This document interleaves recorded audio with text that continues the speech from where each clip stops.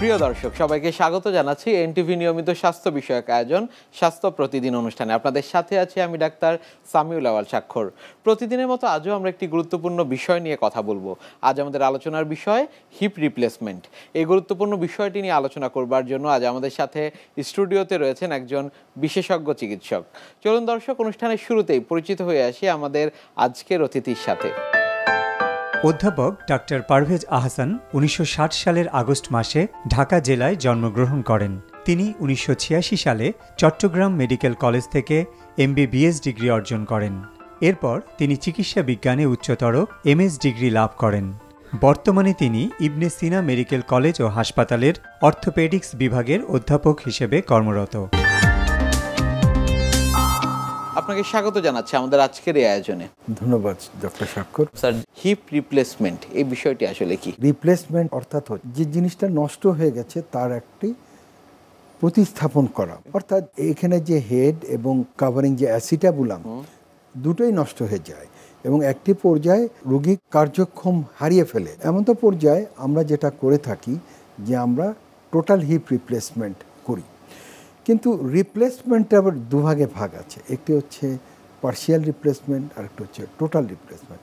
Partial replacement হচ্ছে যদি হিপের হেডটা নষ্ট হয়ে যায় বা হেডে ফ্র্যাকচার হয়, তখন হেডকে রিপ্লেস করাটাই আমরা বলি পার্শিয়াল রিপ্লেসমেন্ট। কিন্তু যদি অ্যাসিটাবুলামও যদি বা কাভারিং যে কাপটা যে সেটাও যদি নষ্ট হয়ে যায়, সেখানে যদি কাপ বসায় এবং এখানে যদি ফিমোরাল হেডটা রিপ্লেস করে থাকি, এই পর্যায়টা আমরা বলি total hip replacement. Hip replacement সেটি কি আমাদের দেশে এখন হচ্ছে কিনা? হিপ রিপ্লেসমেন্ট এখন আমি যেটা বলবো জেলা পর্যায়ে এখন চলে গেছে এবং আপনি হয়তো আনন্দিত হবেন যে বাংলাদেশের এরকম ডিস্ট্রিক্ট কম আছে যেখানে হিপ রিপ্লেসমেন্ট হচ্ছে না। কিন্তু আমাদের যে ইনফরমেশনটা এখানে একটা গ্যাপ আছে, মানুষ অনেকেই জানে না এবং সে জানে না বলেই অনেকে এই রিপ্লেসমেন্ট সার্জারি করতে বিদেশে চলে যায়। আমি দ্ব্যর্থহীনভাবে বলতে চাই যে বাংলাদেশে খুবই উন্নত মানের হিপ রিপ্লেসমেন্ট হচ্ছে এবং এটা বাইরের বিশেষ করে আমেরিকান ইমপ্ল্যান্ট বা ইউরোপিয়ান ইমপ্ল্যান্ট এবং কিছু কিছু ভারতীয় ইমপ্ল্যান্ট এখানে আমরা বসিয়ে থাকি। তো যেটা আনন্দের কথা হচ্ছে যে সাকসেস রেটটা হিপ রিপ্লেসমেন্টে যেটা আগের চাইতে এখন অনেক অনেক ভালো। নিশ্চয়ই। হিপ রিপ্লেসমেন্ট এটি আসলে কাদের জন্য প্রয়োজন? ধন্যবাদ। যাদের হিপ যেমন এভিএন যদি আমি চিন্তা করি, যাদের এভিএনটা হেডটা কমপ্লিট ডিস্ট্রাকশন হয়ে গেছে এবং উপরে যে অ্যাসিটাবুলাম সারফেসও নষ্ট হয়ে গেছে এবং ওখানে অস্টিওআর্থ্রাইটিস ডেভেলপ করছে, অর্থাৎ ওই রুগীর ওই হিপ জয়েন্ট অকার্যকর হয়ে গেছে, এমত অবস্থা আমরা রিপ্লেস করি। দ্বিতীয়ত, যদি যারা ফ্র্যাকচার হয়ে থাকে এবং ফ্র্যাকচার হয়ে হেডটা নষ্ট হয়ে গেছে, এই পর্যায়ে আমরা হিপ রিপ্লেসমেন্ট করি। তৃতীয়, যাদের ডিসলোকেশন হয়, অর্থাৎ অনেক আগে তার হয়তো কোনো একটি অ্যাক্সিডেন্টে ওই হেডটা ওই জায়গা থেকে সরে গিয়ে পিছনে যাচ্ছে, এই মতো অবস্থায়ও আমরা এটা হিপ রিপ্লেসমেন্ট করে থাকি। তাছাড়াও বিভিন্ন কারণে যদি আগে ইনফেকশন হয়ে হেড নষ্ট হয়ে থাকে, আমরা টোটাল হিপ আমরা রিপ্লেস করে থাকি। বয়স কোনো বাধা হতে পারে কিনা হিপ রিপ্লেসমেন্টের ক্ষেত্রে? আমাদের সাধারণত দেখা গেছে যাদের বাড়ন্ত বয়স বা 18 বছরের পরে আমাদের হিপ রিপ্লেসমেন্ট আমরা করে থাকি। 18 বছর আগে আমরা একটু দেরি করে থাকি, কারণ এখানে বাড়ন্ত বয়সে একটি লম্বা হওয়ার ব্যাপার আছে, পা ছোট বড় হওয়ার ব্যাপার আছে, সেজন্য ওইসব কনসিডার করে আমরা সাধারণত 18 পরে আমরা হিপ রিপ্লেসমেন্ট করে থাকি। আগে আরও বেশি রেস্ট্রিক্টেড ছিল যে বয়সটা একটা কনসিডার, কিন্তু এখন যে ইমপ্ল্যান্ট বা প্রসেসিস যেটা আসছে সেটা খুবই উন্নত মানের, খুবই টেকসই এবং অনেকগুলো গুণে গুণান্বিত, যে কারণে এটা এখন অল্প বয়সেও এটা আমরা করে থাকি। হিপ রিপ্লেসমেন্টের আগে কাউন্সিলিংটা কিভাবে আপনারা করে থাকেন? ধন্যবাদ। আমরা যদি রোগী খুবই ব্যথায় কষ্ট পায়, আমরা প্রথমে যেটা বলি যে হিপ রিপ্লেসমেন্ট করলে আপনার ব্যথা কমে যাবে, এটি একটি। 2 নম্বর হচ্ছে অনেকেরই মুভমেন্ট রেস্ট্রিক্টেড থাকে, তার অর্থে নড়াচড়া করতে পারে না, তাদের পুনরায় যদি রিপ্লেস করি তাহলে নড়াচড়া বা দৈনন্দিন কার্যক্রম সুন্দরভাবে সে করতে পারে। 3 নম্বর হচ্ছে যে এটা যদি পরবর্তীতে না করে তাহলে এটা আরও ক্ষতি হয়ে যেতে পারে এবং অ্যাডভান্স স্টেজে সাধারণত অপারেশন করাটা অনেক দুঃসাধ্য হয়ে যায়। সেজন্য আমরা কাউন্সেলিং করি যে আপনার যতই হোক আপনি যদি নর্মাল অবস্থায় ফিরতে চান আপনাকে অবশ্যই রিপ্লেসমেন্ট সার্জারিতে যেতে হবে। হিপ রিপ্লেসমেন্ট এর পূর্ব প্রস্তুতি কি কি রয়েছে? হিপ রিপ্লেসমেন্ট একটি বড় সার্জারি। পূর্ব প্রস্তুতির মধ্যে অবশ্যই তার যদি কোনো কোমরবিটি বা অন্যান্য অসুখ আছে সেগুলোকে নিয়ন্ত্রণে আনতে হবে। তার যদি ডায়াবেটিস থাকে ডায়াবেটিস নিয়ন্ত্রণে আনবো, তার যদি কিডনি সমস্যা থাকে সেই কিডনি সমস্যাটাতে কমিয়ে আনবো, লিভারের সমস্যা যদি থাকে সেটা লিভার বিশেষজ্ঞ দেখিয়ে কমিয়ে আনবো, হার্টের যদি সমস্যা থাকে হার্ট কার্ডিওলজিস্ট দ্বারা তার হার্টের সমস্যাটাকে নিয়ন্ত্রণে আনবো। এভাবে আমরা অন্যান্য অসুখ আমরা নিয়ন্ত্রণে এনে আমরা করব। দ্বিতীয়ত তার কিছু প্রি অপারেটিভ প্রোগ্রামিং আছে। প্রি অপারেটিভ প্রোগ্রামিং হচ্ছে এটা আমরা কি ইমপ্ল্যান্ট ব্যবহার করি, এটা কি টোটাল না পার্শিয়াল রিপ্লেসমেন্ট করব, এটা আমরা ডিসিশন নিব। দিলে কাপটার সাইজ কি হবে এবং হেডের সাইজ কি হবে সেটা আমাদের অ্যাভেলেবিলিটি আছে কিনা। অনেক সময় রিপ্লেসমেন্ট সার্জারিতে সিমেন্টের প্রয়োজন হয়, আমরা কি সিমেন্টেড করব? বয়স বেশি হলে সিমেন্টেড করি, কম বয়স হলে আমরা নন সিমেন্টেড করি। এই সমস্ত সব কিছু পরিকল্পনার মধ্যে আনি। তার রক্তর প্রয়োজন, রক্ত আগে গ্রুপিং করে আমরা রক্ত, অনেক সময় তাদের হেপাটাইটিস বি ভাইরাস আক্রান্ত থাকে রোগী, সেটাও আগে আমরা আইডেন্টিফাই করে আমরা অপারেশনে যাই। সুতরাং অপারেশন শুধু তাড়াহুড়া করে করলেই হবে না, এটার প্রি অপারেটিভ যে প্রোগ্রামিং, প্রি অপারেটিভ অ্যাসেসমেন্ট এবং প্রি অপারেটিভ যে টেমপ্লেটিং এবং অন্যান্য বিষয়গুলো খুবই গুরুত্বপূর্ণভাবে আমরা দেখে থাকি। ইভেন টিম কে মেইন টিমের মেইন অ্যাসিস্ট্যান্ট থাকবে, কে ওই সময় পজিশনিং করবে বা অপারেটিভ রুম ফিউমিগেশন আছে কি না, অপারেশনের আগে কি অপারেশন হয়েছিল, পরবর্তীতে কি হবে, সব কিছুই আমরা বিস্তারিত ইতিহাস যেগুলো রয়েছে। অপারেশন পরবর্তী সময় ফলো আপটি আপনারা কিভাবে নিশ্চিত করে থাকেন? অপারেশন পরবর্তী প্রথম যে জিনিসটা, অপারেশনের পরে ব্যথা হয় এবং আমরা খুবই সুনিয়ন্ত্রিতভাবে তার ব্যথা কমাই। অনেক সময় আমরা অ্যানেস্থেশিয়ায় এপিডুরাল অ্যানেস্থেশিয়া দিই এবং এপিডুরাল অ্যানালজেসিক্স দিয়ে আমরা ব্যথা কমিয়ে থাকি হিপ জয়েন্টের, এটা একটা। 2 নম্বর হচ্ছে আমরা ব্যথাকে খুবই নিয়ন্ত্রণ করার জন্য অনেক সময় অপারেশনের ফিল্ডেও আমরা অ্যানেস্থেশিয়া বা লোকাল অ্যানেস্থেশিয়া বা নার্ভ ব্লক করে থাকি। এবং আমরা দেখছি যে অপারেশনের পরবর্তীতে খুব আর্লি যদি বসিয়ে ফেলি বা আর্লি মোবিলাইজেশন করি তাহলে দেখা যায় যে রোগীর ব্যথা অনেকটা কমে যায়। এবং আর্লি ফিজিওথেরাপি ইনভলভ করলে, যেমন মাংস শক্তিশালী বা বসানো, উঠানো, হাঁটানো, এগুলো যদি বিলম্ব না করে অ্যাপ্রোপ্রিয়েট সময় আমরা যদি করে থাকি তাহলে রোগীর ব্যথা চলে যায়। তারপরে আমরা দেখব যে ওউনটার অবস্থাটা কি, রোগীর ওউনটা ভালো কিনা। আমরা 5ম দিনে সাধারণত ড্রেসিং করি এবং সাধারণত দেখা যায় রোগী ভালো। তারপরে সেলাই কাটি এবং আস্তে আস্তে করে তার স্বাভাবিক জীবনের প্রতিটি কার্যক্রমে ফিরিয়ে আনার ব্যবস্থাটা আমরা পোস্ট অপারেটিভে করি। অনেক সময় রোগী কিংবা রোগীর স্বজন যারা রয়েছেন তারা চিকিৎসকের কাছে জানতে চান যে হিপ রিপ্লেসমেন্ট যেটি হচ্ছে তার পরবর্তী সময় আসলে একেবারে স্বাভাবিক অবস্থায় যেমন রয়েছে সেরকমভাবে হাঁটাচলা কিংবা অন্যান্য মুভমেন্ট হবে কিনা। আমরা সাধারণত 3টা পর্যায়ে, একটি হচ্ছে হাসপাতালে থাকার পর্যায়ে রোগীর মুভমেন্ট, 2টো হচ্ছে বাসায় এবং 3য় হচ্ছে তার অফিস বা স্বাভাবিক জীবন। তো যেটা হাসপাতালে সেখানে আমরা পার্শিয়াল ওয়েট বেয়ারিং করি এবং সেখানে ওয়াকার ব্যবহার করে। যখন সে বাসায় যায় এটাতেই ক্রাচ ব্যবহার করে আরেকটু বাড়িয়ে দিই। কিন্তু 2 সপ্তাহ কি 3 সপ্তাহ পরে যে তার যে ফিজিও এবং অন্যান্য অ্যাক্টিভিটিসটা নিয়ন্ত্রিত করে তাকে ফিট করে ফেলি অফিসে যাওয়ার, এবং তখন আমি মনে করি সে নিজেই বলবে যে আমি আগের চাইতে এখন অনেক স্বাভাবিক। হিপ রিপ্লেসমেন্ট করার পর পরবর্তী সময় ফিজিওথেরাপির প্রয়োজন হয় কিনা? অবশ্যই সাধারণত এভিএন ধরেন একটি সমস্যা বা হিপে ইনফেকশন বা হিপে ফ্র্যাকচার যেটা হয়, অনেকেরই দেখা যায় যে অপারেশন বিলম্বিত হয়। তার যদি কোমরবিডিটি থাকে বা তার যদি দেরি হয়, বিভিন্ন ফিনান্সিয়াল কন্ডিশনের কারণেও অনেক সময় অপারেশন বিলম্বিত হয়। এ পর্যায়ে দেখা যায় যে তার যে হিপ জয়েন্টের পার্শ্ববর্তী যে মাসেলসগুলো আছে বা মাংসপেশিগুলো আছে এগুলো শুকিয়ে যায় এবং অ্যাক্টিভিটি খুবই কমে যায়। তো যখন অপারেশন হয়ে যায়, অপারেশনের জায়গার যে ব্যথাটা যখন একটু কমে আসে, তখন আমরা মাসেল স্ট্রেচিং, মাসেল স্ট্রেংথেনিং এবং জয়েন্ট, অন্যান্য জয়েন্ট মুভমেন্টটা আমরা ক্যাটাগরিক্যালি স্লোলি আস্তে আস্তে করে আমরা নর্মালে নিয়ে আসি।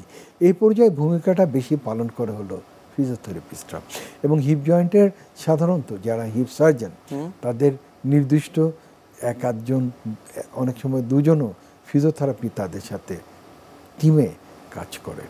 কতদিন পর্যন্ত সেই ফিজিওথেরাপি নেওয়ার প্রয়োজন হয়? আমাদের সাধারণত বেশিরভাগ রোগীর 2 থেকে 3 সপ্তাহ ফিজিওথেরাপি নিলেই হয়ে যায়, কিন্তু কিছু কিছু রোগী আছে যাদের বার্ধক্য কারণে অনেক সময় 6 সপ্তাহ ফিজিওথেরাপি নেওয়া হয়ে থাকে। হিপ রিপ্লেসমেন্ট এর খরচটি কেমন হয়ে থাকে? রিপ্লেসমেন্ট সার্জারিতে অন্যান্য সার্জারি থেকে আলাদা এজন্য যে এখানে প্রস্থেসিস ব্যবহার করে থাকি এবং এই প্রস্থেসিস সাধারণত আমাদের দেশে যেগুলো ব্যবহার করে সেগুলো মার্কিন যুক্তরাষ্ট্র এবং ইউরোপের থেকে এসে থাকে। এবং মার্কিন যুক্তরাষ্ট্র এবং ইউরোপে আপনি জানেন যে অর্থনীতির মন্দা হওয়ার কারণে আমাদের বৈদেশিক মুদ্রা দিয়ে এই ধরনের ইমপ্ল্যান্টটা ক্রয় করে থাকি। সাধারণত ডলার, মার্কিন যুক্তরাষ্ট্রের ক্ষেত্রে ডলার এবং ইউরোপের ক্ষেত্রে ইউরো ব্যবহার করতে, এবং দেখা যায় যে ইউরোর দাম খুবই বেশি, 150 টাকা, ওটা 126 টাকা, এইভাবে দাম। এত ডলারের দামের জন্য বা ইউরোর দামের জন্য এই প্রস্থেসিসটা অনেক দাম পড়ে যায় এবং এটা অনেকে বুঝতে চায় না যে কেন ইমপ্ল্যান্টের দাম এত বেশি। এই ইমপ্ল্যান্ট আমাদের দেশে তৈরি হয় না। এই ইমপ্ল্যান্ট ভারতে বা অন্যান্য দেশের যে মান, সেটা সারা জীবনের জন্য প্রয়োগ করতে পারি না আমরা। সেজন্য আমাদেরকে মার্কিন যুক্তরাষ্ট্র এবং ইউরোপের থেকে এই ধরনের ইমপ্ল্যান্ট বা প্রস্থেসিস আনতে হয়। সেজন্য ইমপ্ল্যান্টের খরচটা অনেক বেশি। দেখা যায় যে 2.5 লাখ, 2-এর উপরে প্রায় 2.5 লাখ টাকা খরচ হয়ে যায় একটা ইমপ্ল্যান্টের জন্য। এবং এই 2.5 লাখের সাথে আমাদের যে হাসপাতালের খরচ, ওষুধপত্রের খরচ, ইনভেস্টিগেশনের খরচ, ডাক্তারের খরচ, সব কিছু মিলে এটি একটা ব্যয়বহুল সার্জারি। কিন্তু এই ব্যয়বহুলটাকে আপনাকে মেনে নিতে হবে, কারণ এটার জন্য, এই সার্জারি শেখার জন্য একটা ডাক্তারকে ট্রেনিং নিতে হয় এবং সাধারণত এখন অনেকেই বিদেশ থেকে ট্রেনিং নিয়ে আসে হিপ সার্জারি শেখার জন্য। 2 নম্বর হচ্ছে অনেক ভালো ওষুধপত্র এখানে প্রয়োগ করতে হয়, ভালো অ্যান্টিবায়োটিক, ভালো সুতা, ভালো জিনিস এখানে প্রয়োগ করতে হয় এবং যে ওটিটা ব্যবহার করতে হয় এগুলো কমপ্লিটলি ফিউমিগেটেড ওটি এবং এই ওটিটা স্পেশালি বিল্ড করা হয় এই হিপ রিপ্লেসমেন্ট সার্জারির জন্য। সুতরাং আমরা অনেক চেষ্টা করে দেখেছি যে হিপ রিপ্লেসমেন্ট সার্জারি ব্যয়টা অনেক বেশি। অনেক ক্ষেত্রে এই যে ফিজিওথেরাপির কথা আমরা বলছিলাম, সেটিও কি সারা জীবন নেওয়ার প্রয়োজন পড়ে কিনা? যাদের বয়স বেশি, যাদের অন্যান্য সমস্যা, যেমন মেরুদণ্ডে তাদের সমস্যা থাকে, অনেক ক্ষেত্রেই দীর্ঘমেয়াদী, আমি সারা জীবনের কথা বলবো না, দীর্ঘমেয়াদী ফিজিওথেরাপি তার নেওয়ার প্রয়োজন পড়ে। আপনি খেয়াল করবেন যাদের বয়স বেশি তাদের রিপ্লেসমেন্ট না করলেও তাদের অনেকেই আপনার রুটিনলি সপ্তাহে 2 দিন 3 দিন তারা ফিজিও নিয়ে থাকে। হিপ রিপ্লেসমেন্টের এই বিষয়গুলো নিয়ে আপনার কাছ থেকে আমরা আরও জানবো, তবে তার আগে আমাদের এই অনুষ্ঠানে একটি নিয়মিত সেগমেন্ট হচ্ছে বিভিন্ন খাদ্যের পুষ্টি গুণাগুণ সম্পর্কে আমাদের দর্শকদের জানিয়ে দেয়া। প্রিয় দর্শক, দেখছেন স্বাস্থ্য প্রতিদিন। কথা হচ্ছিল খুব গুরুত্বপূর্ণ একটি বিষয়, হিপ রিপ্লেসমেন্ট নিয়ে। অনুষ্ঠানের পর্যায়ে দেখে নেব বিভিন্ন খাদ্যের পুষ্টি গুণাগুণ সম্পর্কে আমাদের পুষ্টিবিদের কাছ থেকে। হাড় ক্ষয় রোধে ঠিক কী ধরনের খাবার আপনি খাবেন? আসলে এখন বর্তমান ইয়াং জেনারেশন এটা একটা বড় সমস্যা, বিশেষ করে 35 বছরের পর থেকে মেয়েদের হাড় ক্ষয় যেন বেড়েই চলেছে। এবং কি খাবেন, কিভাবে তারা সুস্থ থাকবেন এই বিষয়টি বুঝতে পারেন না। কিন্তু কেমন হয় যদি আপনি আগের থেকে রোগ প্রতিরোধ ক্ষমতা বাড়ান?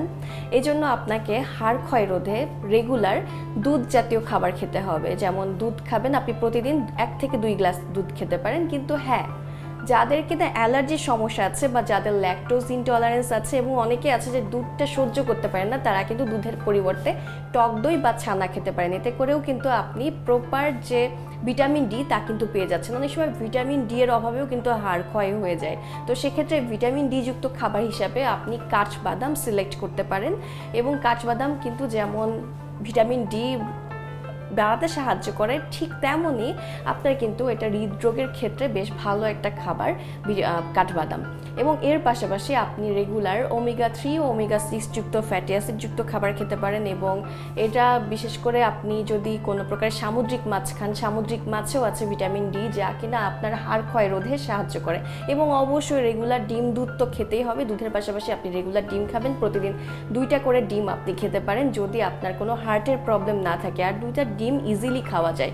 এবং আপনাকে কিন্তু বেশ কিছু খাবার আছে সেগুলো অ্যাভয়েড করতে হবে, যেমন ফাস্ট ফুড জাতীয় খাবার। এবং অনেকেই আছেন যারা কিনা ঠিক সকালে নাস্তার পরপরই চা পান করেন, এতে করে কিন্তু ভিটামিন ডি এরও অভাব হতে পারে। এই জন্য আপনাকে এই বিষয়টি বিশেষভাবে খেয়াল রাখতে হবে। এবং এর পাশাপাশি কলমি শাক, তারপর পালং শাক, এগুলো কিন্তু ভিটামিন ডি বাড়াতে সাহায্য করে। যাদের হিপ রিপ্লেসমেন্ট হয়ে গিয়েছে তাদের আসলে বিশেষ সতর্কতার কোনো বিষয় রয়েছে কিনা বা সচেতনতার কোনো বিষয় রয়েছে কিনা, যে তাদের কি কি কাজ রেস্ট্রিকশন আছে? নিশ্চয়ই। যেমন মাটিতে বসা, আমরা অনেক সময় তাদের বলি যে মাটিতে বসা যাবে না। তো তারা জানতে চায় যে কেন আমাদের মাটিতে বসা রেস্ট্রিকশন। আমাদের অনেক সময় বিভিন্ন কাজ করতে গিয়ে মাটিতে বসতে হয়। আমরা বলি যে দুটো কারণ, একটি হচ্ছে ডিসলোকেশন হয়ে যেতে পারে, হেডটি ডিসলোকেশন ছুটে যেতে পারে। 2 নম্বর হচ্ছে এই যে মাটিতে বসা এবং উঠা বসায় যে ঘর্ষণটা খায়, এটা প্রস্থেসিসের স্থায়িত্ব কমিয়ে দেয়। এই দুটোর জন্যই আমরা একটি কাজ যেটা করে থাকি সেটা হচ্ছে তাকে মাটিতে বসা নিষেধ করি। 2 নম্বর হচ্ছে ক্রস লেগ করা, পা দুদিকে ক্রস লেগ করা। এটাও ইমিডিয়েটলি অপারেশনের পরবর্তী কেউ যদি ক্রস লেগ করে তাহলে অনেক সময় এই হেডটা ডিসলোকেট হয়ে যায়, সেজন্য আমরা ক্রস লেগের কথা বলি না। 3 নম্বর হচ্ছে যে সাধারণত ক্রস লেগ ছাড়াও অনেক সময় যে খেলাধুলায় বিভিন্ন সমস্যা যদি খেলাধুলায় হয়ে থাকে সেটা আমরা নিষেধ করে থাকি। অনেক ধন্যবাদ আপনাকে আমাদের আজকের এই অনুষ্ঠানে আসবার জন্য। ধন্যবাদ ডক্টর স্বাক্ষর আজকের এই অনুষ্ঠানে নিমন্ত্রণ করার জন্য। প্রিয় দর্শক, এতক্ষণ দেখছিলেন স্বাস্থ্য প্রতিদিন। কথা হচ্ছিল খুব গুরুত্বপূর্ণ একটি বিষয়, হিপ রিপ্লেসমেন্ট নিয়ে। আশা করি আমাদের এই গুরুত্বপূর্ণ তথ্যগুলো আপনাদের অনেক বেশি উপকারে আসবে। অনুষ্ঠানের পর্যায়ে দেখে নেব কি থাকছে আগামী পর্বে স্বাস্থ্য প্রতিদিন অনুষ্ঠানে। জয়েন্ট রিপ্লেসমেন্ট আসলে খুব কমনলি যেটা করা হয় যে তার জয়েন্ট সম্পূর্ণরূপে ক্ষয় হয়ে গেছে, সে যে কোনো কারণেই হোক, সেটাকে আমরা নতুন জয়েন্ট আকারে প্রতিস্থাপন করলাম। গোটা বিশ্বেই যেটা খুব কমনলি যে 2টা জয়েন্টে করা হয় সেটা হচ্ছে প্রথমে নি এবং হিপ, দুটোই অলমোস্ট সমান। আসলে এই 2টা জয়েন্ট রিপ্লেসমেন্ট আমাদের মেইনলি করা হয় হচ্ছে যখন এই জয়েন্টগুলো একদম ক্ষয় হয়ে যায়। আমি যদি প্রথম প্রসঙ্গে নি জয়েন্টের ক্ষেত্রে আসি, ওয়ার্ল্ড ওয়াইডই নি জয়েন্টের রিপ্লেসমেন্ট খুব বেশি, কারণ অ্যাডভান্স স্টেজে আমাদের হাড়ের যে ক্ষয়, অর্থাৎ জয়েন্টের মধ্যে যে ক্ষয় হচ্ছে, তার একটা প্রধান জয়েন্ট আক্রান্ত হয়, এটা নিয়ে। বিশ্বের যে কোনো প্রান্ত থেকে যে কোনো সময় আপনাদের পছন্দের অনুষ্ঠান স্বাস্থ্য প্রতিদিন দেখতে ভিজিট করুন আমাদের পূর্ণাঙ্গ ওয়েব পোর্টাল www.ntvbd.com-এ। এছাড়া এনটিভি সব জনপ্রিয় অনুষ্ঠান ও খবরের আপডেট পেতে ভিজিট করুন আমাদের ইউটিউব চ্যানেল ও ভেরিফাইড ফেসবুক পেজে। আজ এখানেই শেষ করছি, আগামীতে আবারও দেখা হবে। সে পর্যন্ত আপনারা সবাই ভালো থাকুন, সুস্থ থাকুন, এনটিভির সাথেই থাকুন। আল্লাহ হাফেজ।